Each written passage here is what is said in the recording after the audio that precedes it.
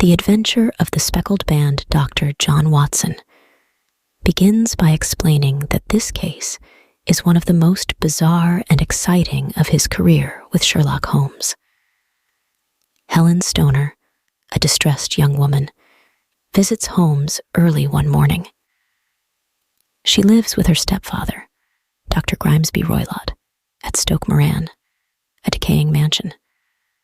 Helen's twin sister, Julia, died under mysterious circumstances 2 years prior, and now Helen fears for her own life as she is about to be married, just as Julia was. Helen explains that on the night of Julia's death, Julia had come to Helen's room, frightened by strange whistling noises she had heard at night. Later, Helen heard Julia scream. Rushing to her sister's room, she found Julia dying, her last words being, "the speckled band." Despite exhaustive investigations, the cause of death remained unknown, though suspicion fell on Dr. Roylott due to his violent and aggressive nature. Helen now hears the same whistling noises and has been moved into Julia's old room while renovations are being done in the house. Holmes and Watson agree to take on the case and decide to visit Stoke Moran. Before leaving, they research Dr. Roylott and discover he has a history of violence, including a stint in an Indian prison for murder. They meet Roylott, who threatens them, but Holmes remains undeterred. At Stoke Moran, Holmes and Watson inspect the premises.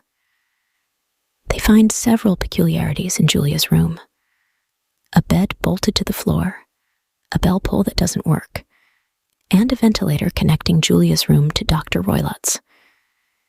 In Roylott's room, they find a safe, a saucer of milk, and a dog leash tied into a loop. Holmes deduces that Roylott has been using the ventilator and the bell pull to send something into Julia's room. That night, Holmes and Watson hide in Julia's room. In the darkness, they hear a quiet, hissing noise. Holmes leaps to the bell pull and strikes it with his cane. Suddenly, a low, clear whistle is heard, followed by a loud scream from Roylott's room. Rushing in, they find Roylott dead, with a swamp adder, the deadliest snake in India, wrapped around his head.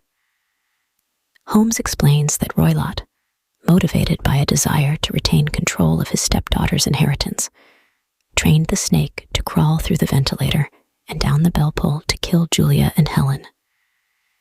When Holmes struck the bell pull, the snake returned through the ventilator and attacked Roylott instead. The case concludes with Roylott's death, freeing Helen from his menace. Holmes reflects on the case's uniqueness and the danger posed by Roylott's cunning use of the deadly snake. He takes satisfaction in having saved Helen's life and brought justice, albeit indirectly, to her sister's murderer. Watson, as always, is left in awe of Holmes's remarkable deductive abilities and courage.